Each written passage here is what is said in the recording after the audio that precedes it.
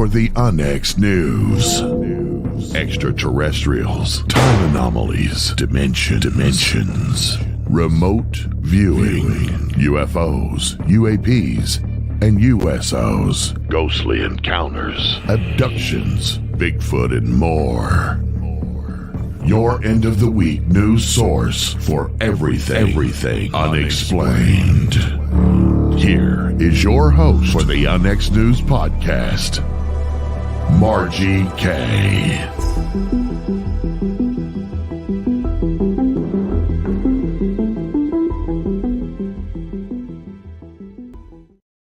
Good evening, everyone, and welcome to UNX News. I'm your host, Margie K, and we are on the KUNX Digital Broadcasting Network. If you are listening on any of the apps right now, you might want to hop on over to our YouTube channel, UNX Network, because we've got some graphics that we'd like to show you this evening. And I've got a really good guest on in just a minute here. I do want to remind you that the summer issue of UNX Magazine is now available at unxnetwork.com. And if you get a free subscription to the UNX Network, you'll receive a digital copy of this magazine. And if you are an X Club member, you'll get it in print. So it's always good. And we've got another one coming up August 1st. So now we are monthly. We do larger feature magazines quarterly, and then the in-between months are a little bit smaller, but still really good content. And I want to mention XCon. We have the registration open right now for this event. And my guest this evening is actually going to be speaking at XCon, and it's October 13th through the 15th, 2023 in Kansas City with our keynote speaker, Scott Walter. My guest this evening is Mindy Tautfest. She's a published author, speaker, television personality, and the curator of the Hayden C. Hughes International UFO Bureau. Founded out of Oklahoma City in 1957, the IUFOB most famously investigated the Heaven's Gate cult, the Aurora, Texas crash and burial site, and the mass 1965 UFO flap over the central United States. In 2023, Tautfest recovered the IUFOB files and has been working to digitize and preserve all documents from these incredible investigations. An Oklahoma native, Mindy got her start while investigating hauntings in the Sooner State in search of answers to her own mystifying experiences. In the past, Mindy has worked as an ICU nurse with ACLS certification on assignments across the nation and volunteered her time to disaster relief.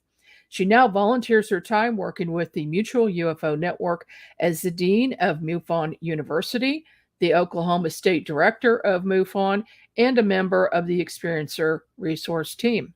Welcome to the program, Mindy. Thank you, Margie.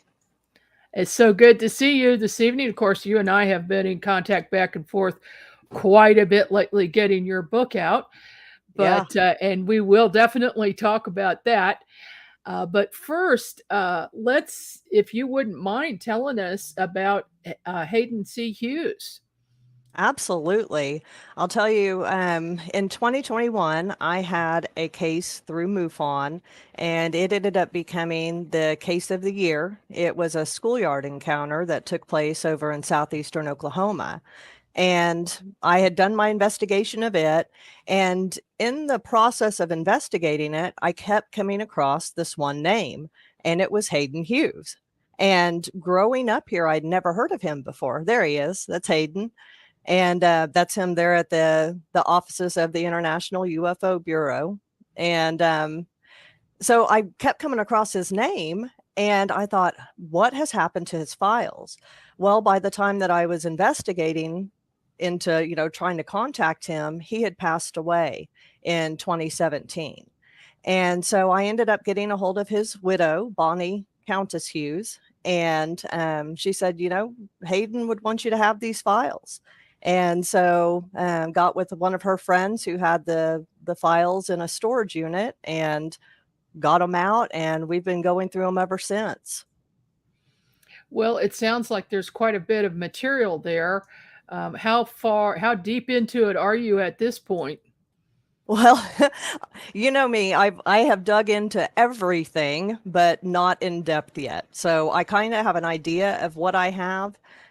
He was known for writing to heads of state and diplomats, astronauts, all kinds of people, asking their thoughts on UFOs.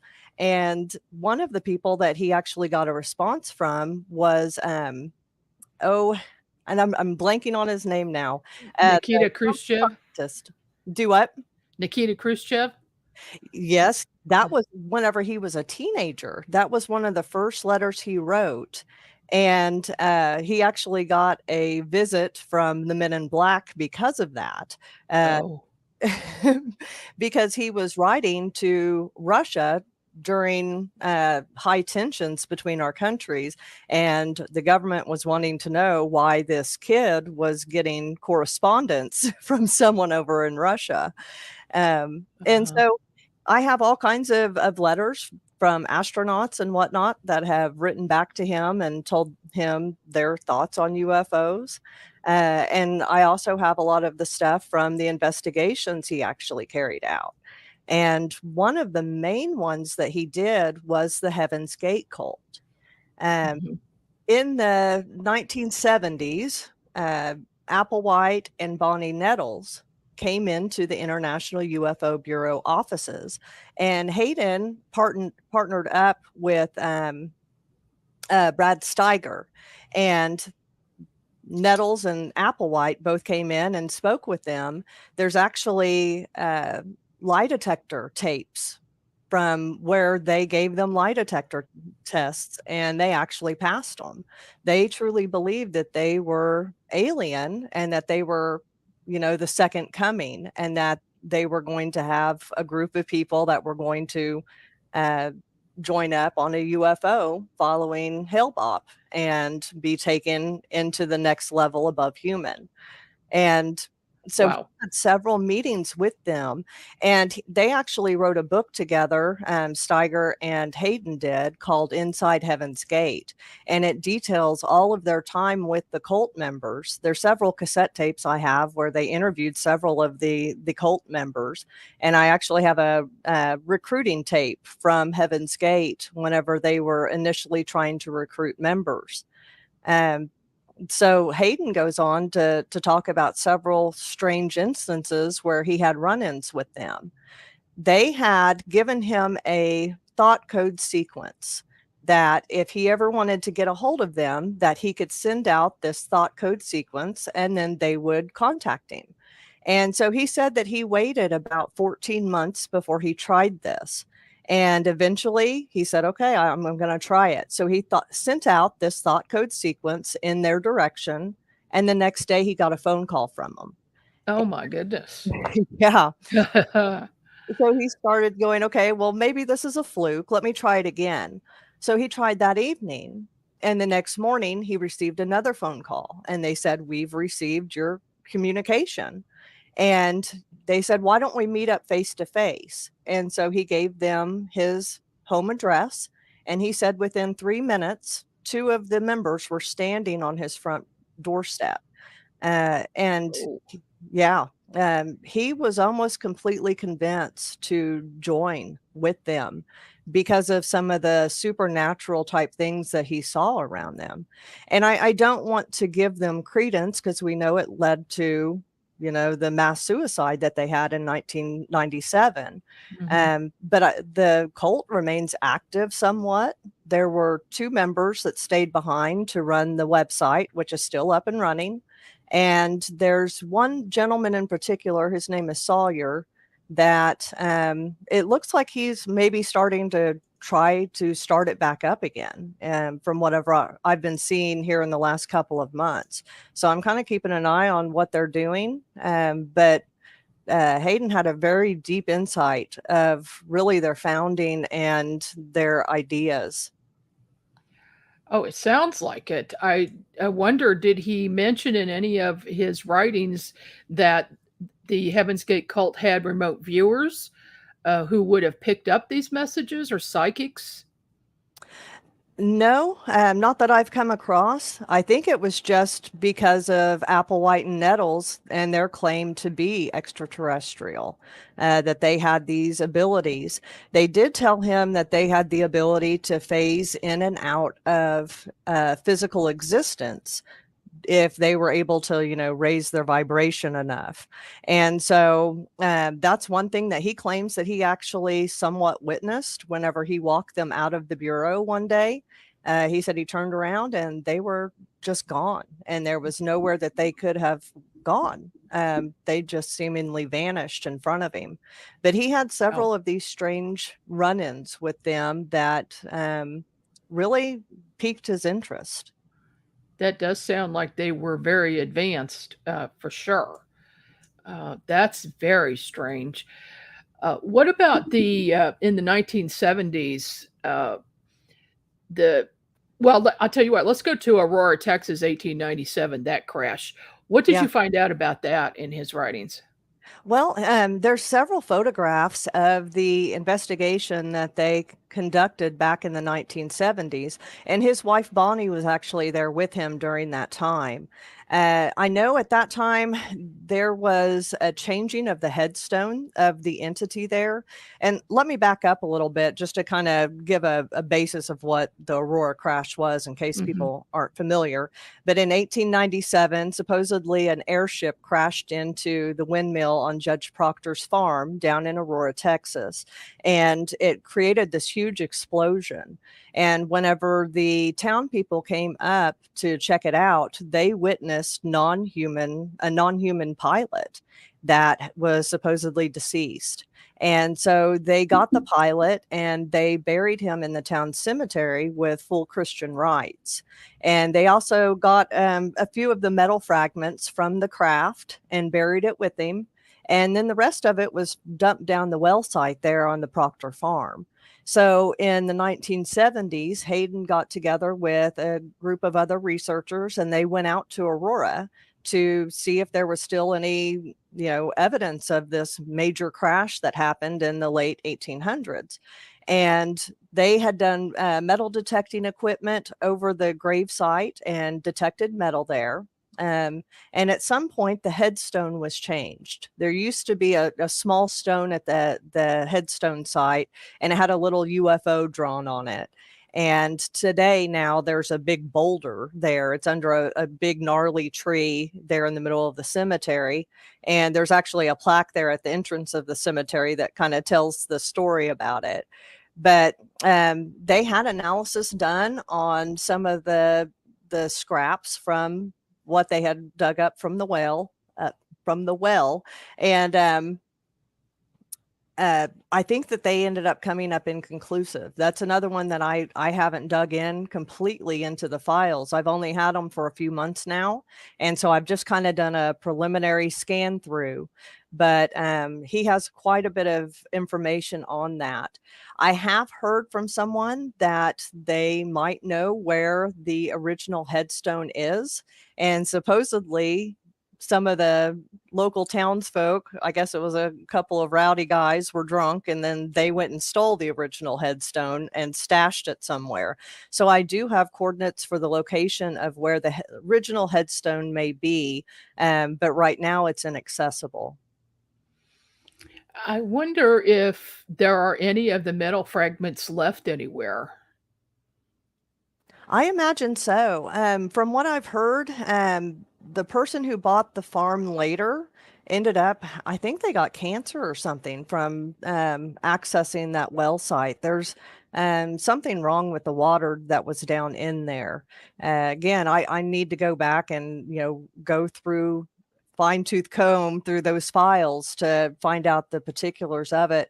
But he has a massive amount of research on the Aurora site that I need to, start digging through and putting out there.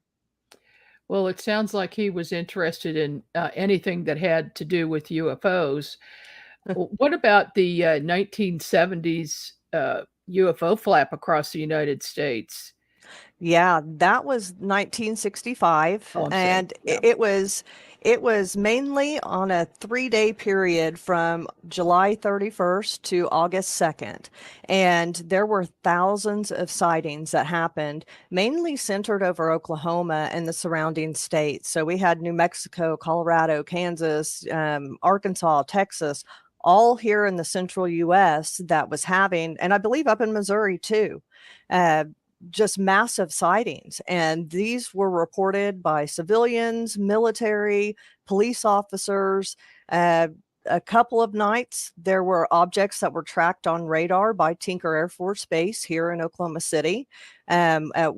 On one of them, they tracked one object. The next night, they tracked 4 objects that were going by. They were all visually confirmed by people on the ground.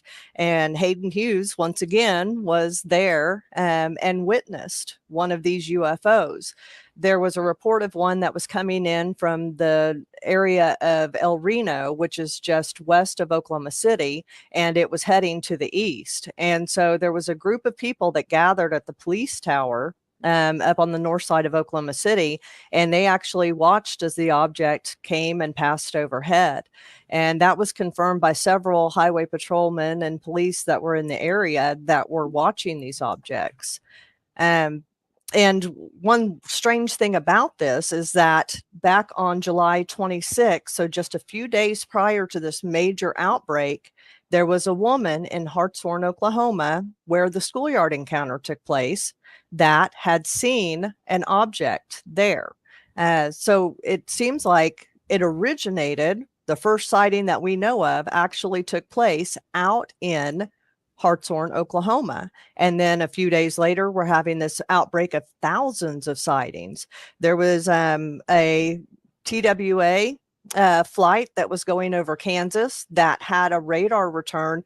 I think they had like 12 different objects on their radar, and it was confirmed by the pilot, the co-pilot, the engineer. They were all watching on radar as these objects were approaching them. And then whenever they got to the point where the objects were, they couldn't visually see them. There were also reports coming in from Ent Air Force Base over in Colorado, reports from Carlsbad, New Mexico. It was just amazing. It was probably one of the biggest flaps that we've seen, and most people don't even know about it. No, I've never heard of it, and I make it a point to look at all UFO sightings, historical and recent, as many as I can. What about the Oklahoma school sighting? Can you give us some detail about that one? Yeah, that's the one that I actually investigated through MUFON. It came in 2021, and that's really what kind of tipped me off to all of this with Hayden. I had read some before, and I might have come across him a few times, but especially in the Hartshorn area is where I kept coming across Hayden Hughes. The report that came in through MUFON was a schoolyard encounter, and there was a young boy and his brother that attended a boarding school out in southeastern Oklahoma in Hartshorn. And Hartshorn's a small town. It has about 2,000 people, and it's gone largely unchanged since the 1970s when the sighting took place. And they were outside playing in their sandbox when they noticed an object floating off in the distance. And over the course of a couple hours, it slowly started moving towards them.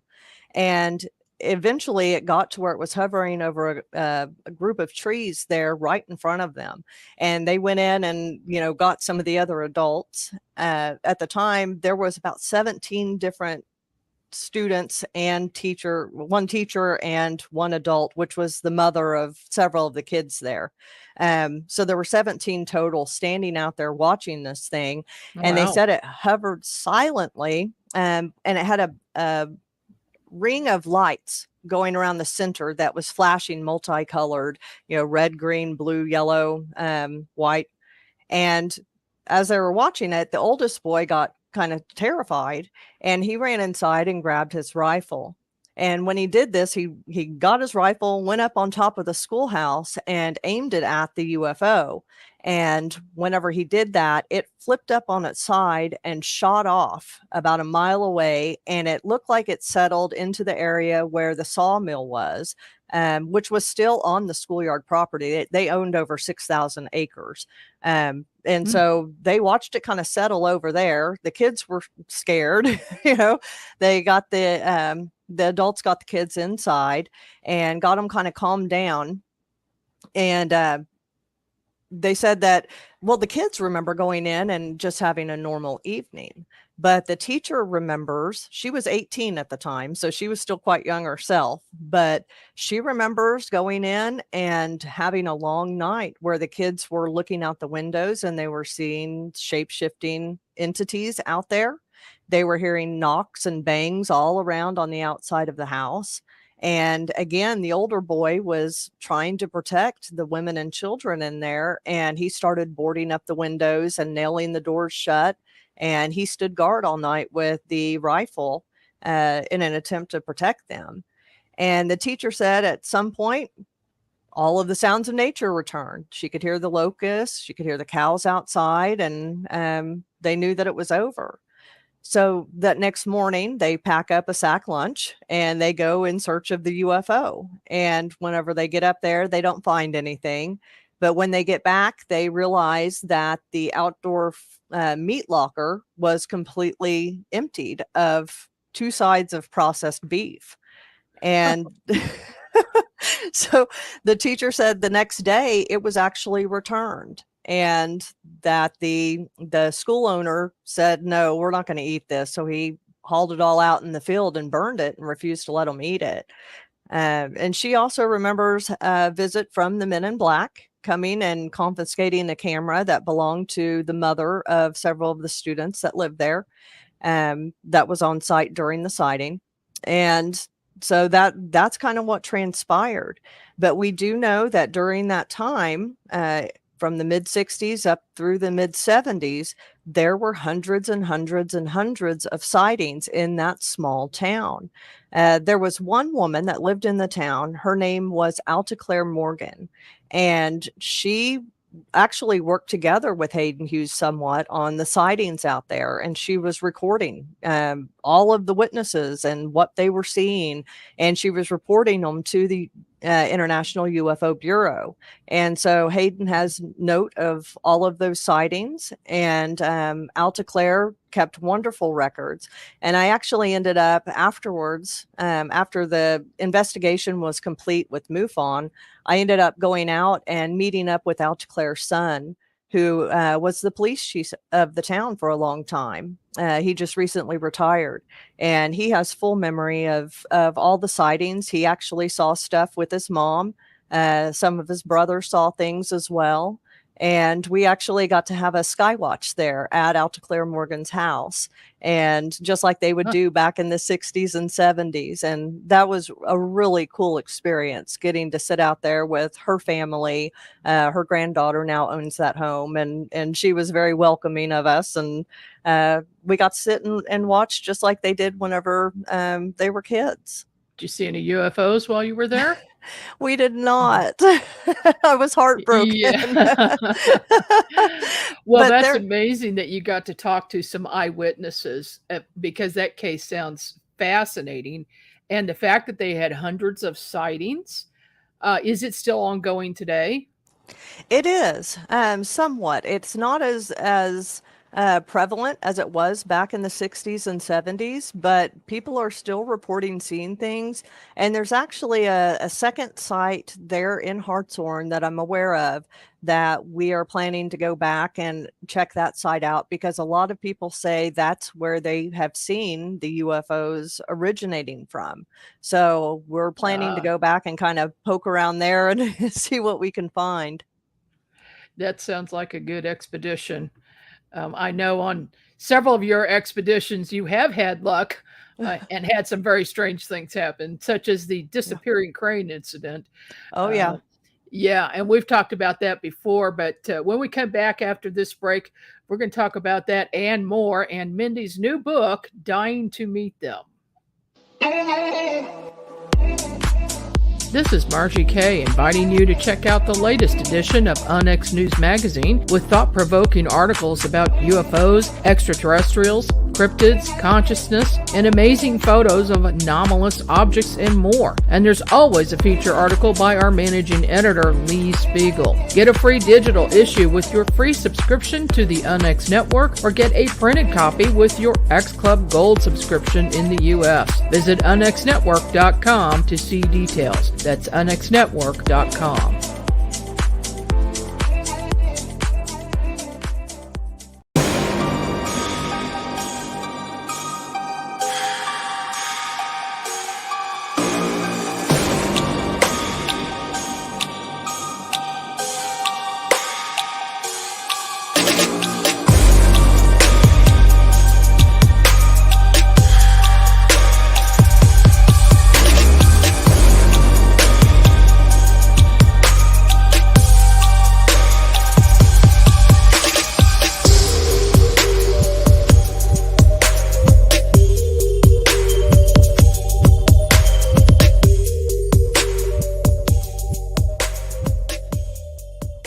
Are you thinking about purchasing a wood-fired heating or cooking appliance but don't know where to start? The new book, Wood-Fired Heating and Cooking, will guide you through the process and make the decision much easier. Find out about wood stoves, wood-burning fireplace inserts, masonry heaters, cook stoves, brick ovens, and more. Learn about operation and maintenance, buying and storing wood, even how to make your own charcoal. A bonus section includes delicious recipes for cooking in a wood-burning oven, grill, tandoori oven, or smoker. The wise homeowner, prepper, or homesteader will have the ability to heat their home with wood when the power goes out, or to save money on increasing gas bills. Wood-fired heating and cooking is available at Amazon. Visit www.woodfiredpub.com for more information. That's woodfiredpub.com.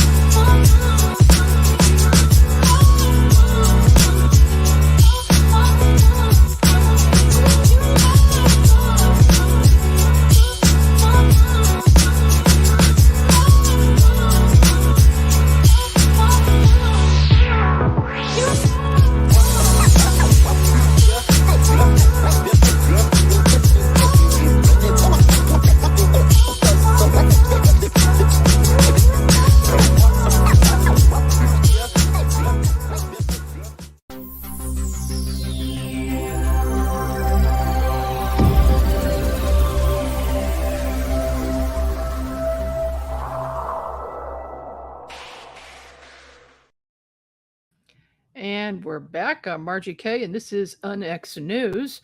We're speaking today with Mindy Tautfest. She's the author of the new book, Dying to Meet Them, which we're going to talk about in a minute. But first, Mindy, could you tell us about that disappearing crane incident in Oklahoma, please? Oh, goodness. Yeah. This was back whenever I first became an investigator with MUFON, and I had a case where a gentleman had taken a picture of a somewhat close, unidentified object. And whenever I investigated the case, this was maybe my third or fourth case. I mean, I was brand spanking new, and I ended up trying to set up a skywatch with him because he said that he had a ability to call in UFOs from the sky. Well, whenever I investigated his case, it was still pretty cold outside. I think it was December or January something. So that spring we decided to get together, and I took a couple of other investigators with me, and both of them were also experiencers. And we went up in northeastern Oklahoma and climbed up this hill and had a sky watch, and we stayed out there for a few hours, and there wasn't anything too amazing. We saw a couple of lights in the sky that we weren't able to just readily identify using our apps and stuff.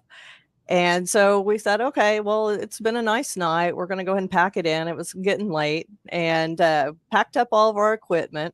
And as we were standing there talking, the gentleman and one of the investigators that is also an experiencer, they were speaking about the commonalities between seeing birds with UFOs, and could these be screen memories, or are they messengers, or what their purpose could be.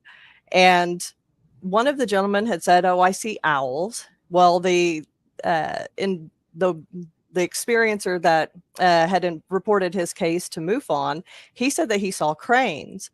And right as he was saying this, he goes, "Look," and we turn and look, and about 20 feet away from us, there's some electrical wires.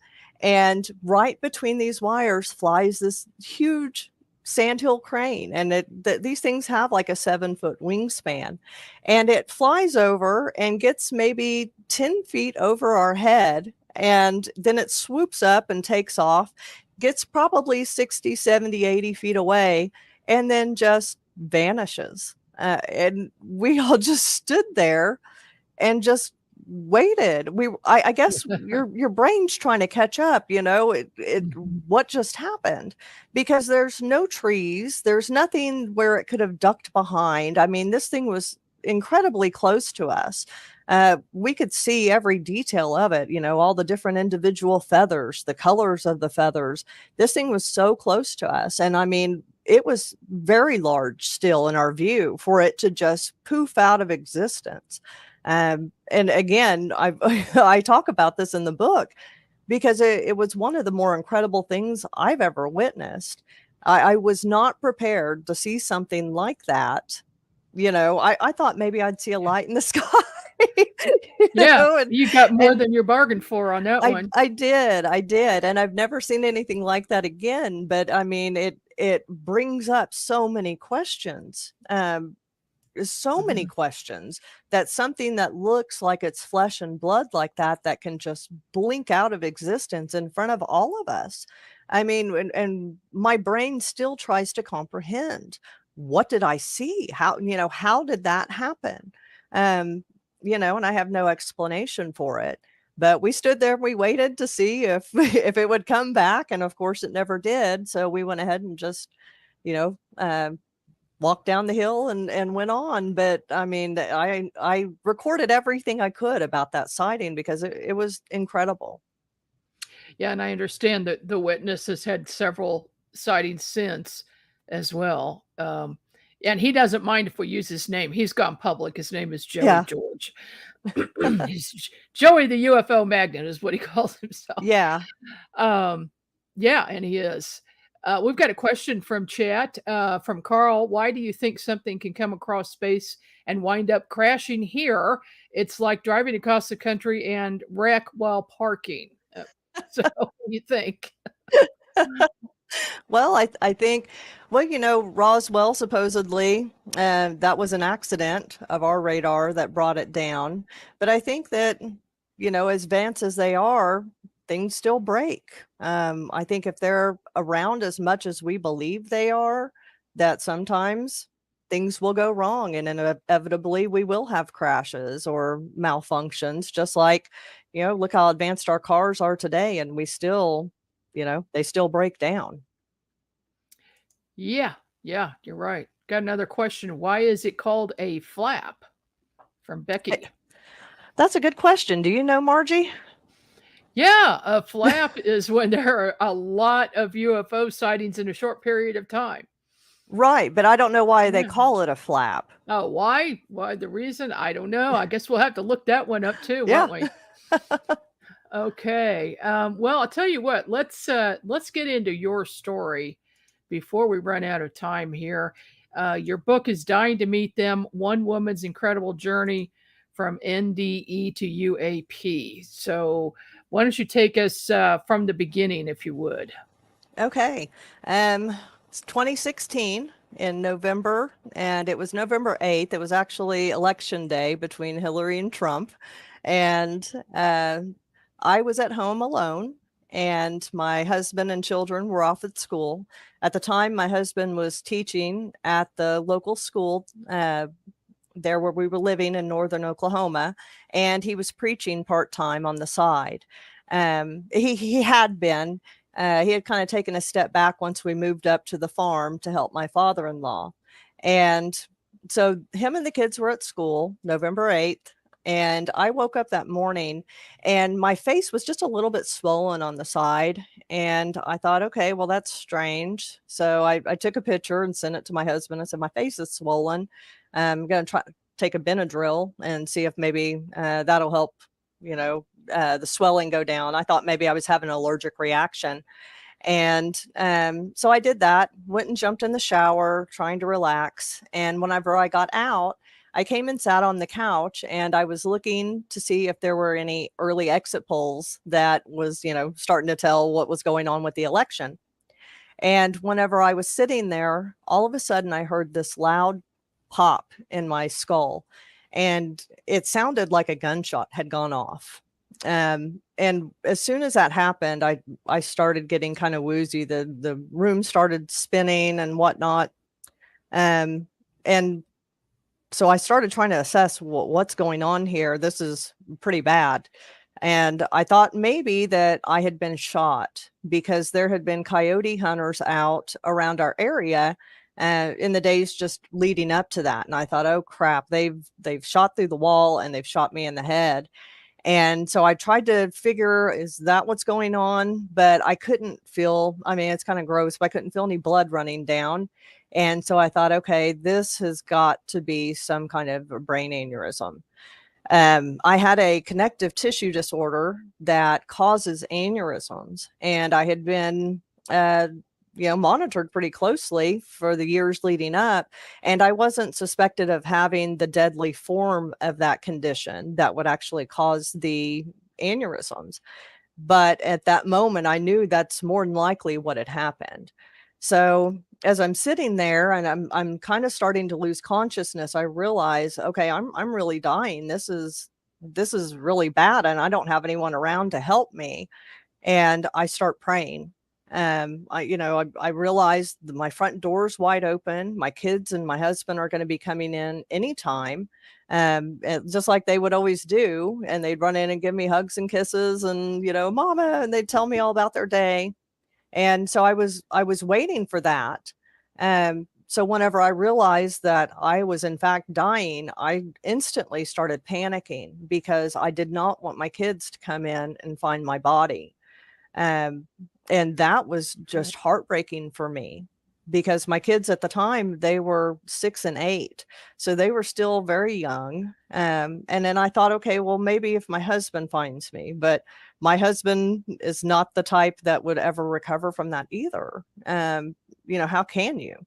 So I'm sitting there and I'm praying and I'm begging and I'm saying, God, if I can survive this and be okay, please let me survive this. I was terrified because it hurt. It hurt physically, and I was in immense emotional distress because I knew what all of this was meaning. I was only 36 at the time, and so I was expecting a whole lifetime ahead of me, and then at 36, here I am facing the moment of my death. And so I'm in deep, deep prayer and thought. And the next thing I know, I start looking around and I'm in complete darkness. And I thought, okay, I'm really dead. There's, I'm no longer on this earth. So my first instinct was to put my hand out in front of me to see if I could see my hand, because I was trying to determine if there was anything there or if it was just dark. And I could not see my hands. So I thought, okay, well, do I have hands? So I tried to clap my hands. And whenever I tried doing that, I wasn't able to. And I think that's when it finally really sunk in, like, I have no form. I really am dead. And so instantly, again, I start panicking because I'm thinking, okay, well, there should be a tunnel of light. My friends and loved ones should be showing up. Jesus should be here. And nothing happened. Instead, I'm there by myself trying to figure this out. And I start praying. I realize, through my Christian teaching, I'm either going to be going to heaven or hell now. It's time for judgment. So I'm praying deeply, Jesus, be my righteousness, stand in my place because I can't get into heaven without you, and I'm just reflecting on whatever, just on my life and whatever's coming up. And so I'm terrified. I'm waiting for this judgment that never comes. Instead, I sit there and I'm praying, and I'm praying for my husband and my kids. I'm wondering if they found my body yet. And then I start having deep reflection. Why am I not good enough? Why didn't I make it into heaven? Why am I cast out in this darkness by myself? I was a Southern Baptist minister's wife. I traveled all over the state preaching the gospel. And here I am, met with darkness and with no greeting, and that was extremely hard to take. I didn't understand. But where I was, I felt like I was contained. I felt almost like I was in a box, an invisible box, and I could feel God and creation just surrounding me, just this immense force all around me. It was like everything that could come into being was there. It was almost like the area was pregnant with ability. Anything could be born out of that place. Mm-hmm. And it was just immense. And that's what was so hard for me, was being separate. I had just lost my husband and kids, and now I'm separate from everything in creation, and I'm not allowed to be part of it. And that was soul crushing. And as I'm sitting there, heartbroken, thinking I'm there forever, then I have a male presence come up behind me on the left, and I couldn't see him. And I write about this in the book. It wasn't necessarily human. It wasn't an angel. It wasn't Jesus. I couldn't identify what the entity was, but it was there, and it was definitely male. But it told me, telepathically into my mind. It was almost like I absorbed his thought into my spirit, that he said, you're not going to be here forever. And I thought, okay, this is good, because now I know someone else is here and I'm not going to be here forever. And so it was just instant relief. And I talk about also in the book, it was almost sterile. It was almost like he was hesitant to show that kindness to me, and he wasn't supposed to be there with me. Wow. But I was so terrified over there. It was almost like he showed that hesitant kindness just to calm my spirit. And thank God he did, because as soon as he spoke to me, like I said, I was relieved, because I knew I wasn't alone and I wasn't there forever. So whenever he said that, then we started sailing off, me and him, over to the left. And as we were sailing over to my right in front of me, I start seeing this purple glow off in the distance. And as we get closer and closer, I see these intersecting lines, like a spider web almost, that's emanating from within this purple cloud. And it almost looks like a nebula. But as I got closer and closer, it looked like a map of brain neurons, where it has all of these little appendages, spidering off of each other. And where they met up, it glowed just bright yellow, and it gave off immense love, just immense. And I said, wow.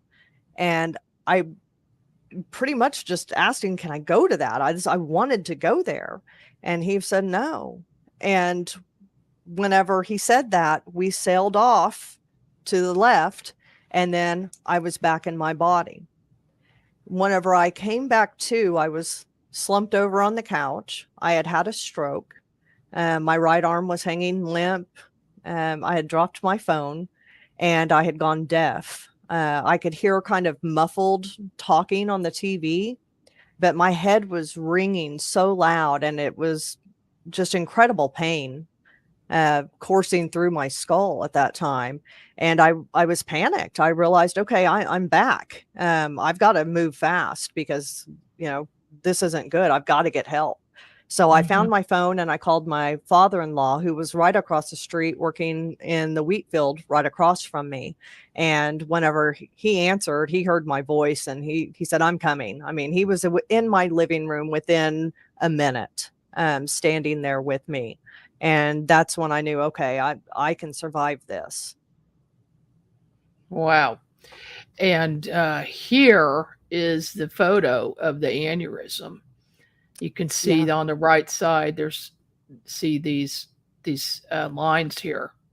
Yeah, there's two big chunks that were knocked out of it, and it's a dissection. That's my vertebral artery, so that's not a vein. That's an actual artery that had a dissection. So two big chunks of it came off of that artery in that moment. Most people don't survive it. It's a very high death rate, and the people that do survive it normally have, complications, especially the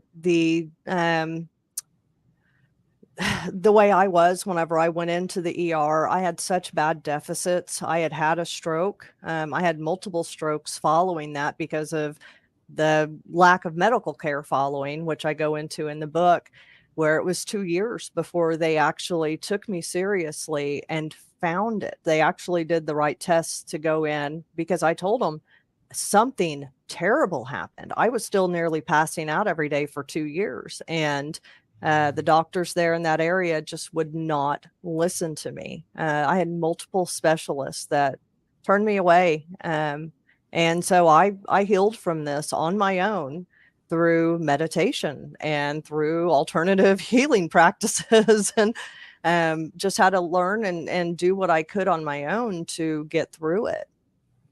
That's incredible that so many specialists would not pay attention to you and dig further. Although I've heard that story before, and I've experienced it myself. So yeah, it's unfortunate. It is. And here you are, trained in standard medical as a nurse, and that would normally be where you would go for help. But it's too bad that you didn't get help right away. It's amazing that you survived, and that you survived the 2 years. Did they actually go in and repair this then? No, they didn't. So what happened was I went to that hospital up in northern Oklahoma. It was a small town. Where we lived, we were 30 miles from the closest hospital. And so this is a small rural hospital that we went to, and they just did not have the equipment. They had run a scan and they didn't see anything. So they sent me home, and I was begging them, please do other tests because there is something you're missing. And incredibly, they sent me home and they said, maybe your neck shifted.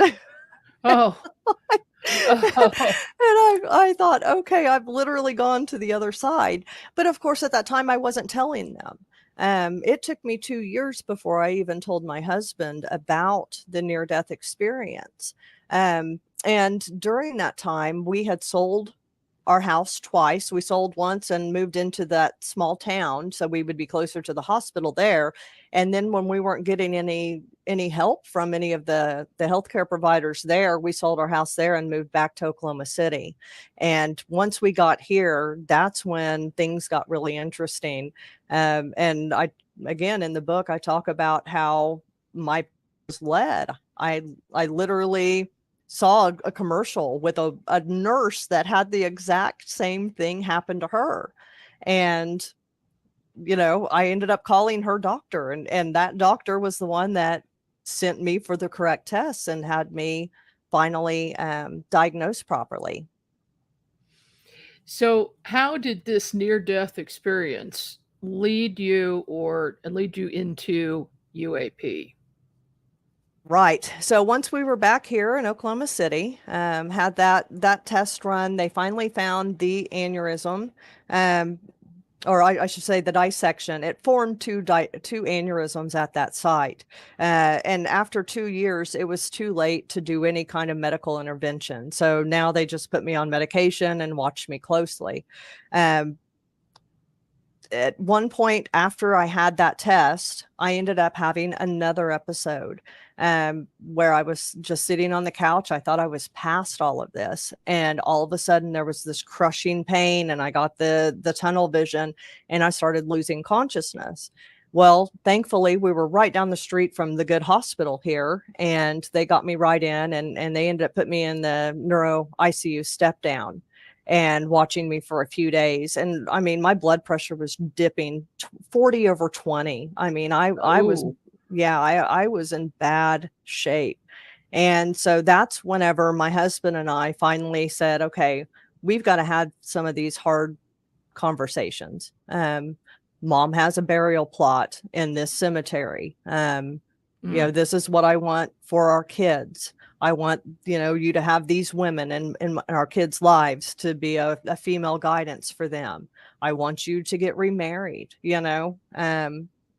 they were very difficult oh yeah. conversations because we just didn't know how much more my body could really withstand at that point. And so out of that, we also talked about, well, what do you want to experience while you're here? And I said, I want to go to Roswell. So, Uh-huh.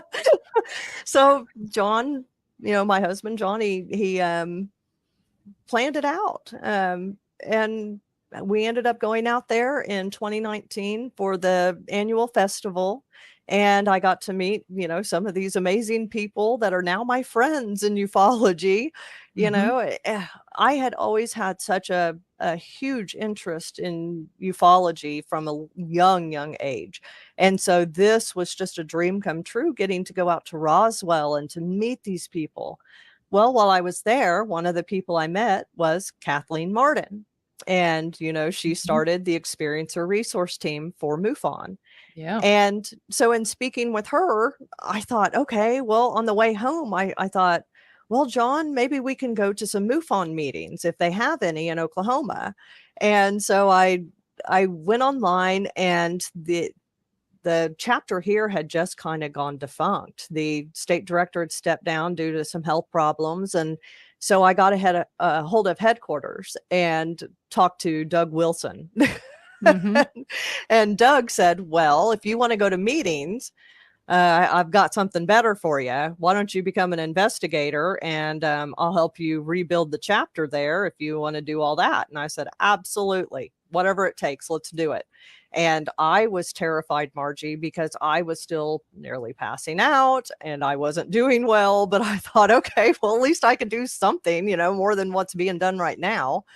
And so that's how I got started in MUFON. And you actually were the first person that reached out to me right after I signed on. And I'll always remember that, Margie. You were so Oh, wonderful.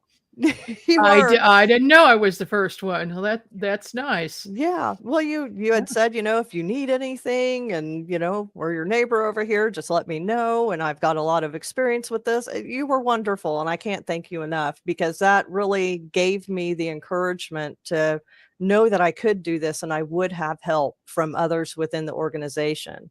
So thank you for that. Yeah.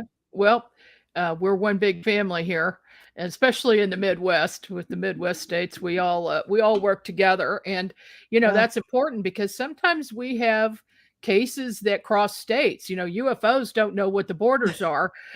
They'll and so it's nice to be able to keep track of things like that and work together. And so, I appreciate all the work that you're doing, and you've been doing a lot since you got involved. Yeah. And then, you got ready to get on this book and you got it done. And we published it. NX Media published the book, just came out on Amazon. So I highly recommend it. The story is fascinating. And I know that everybody's going to love that. So Thank you. thank you Yeah. so much for being on the program with me this evening, Mindy. I could talk to you at least for another 4 hours, I but know. hopefully we'll have you back again sometime soon. Absolutely.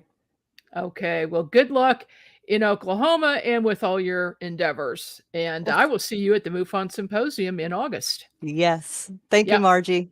All right. Thanks so much. This is Margie K, and we're signing off for this evening. We'll see you here again next week at 6 p.m. Central.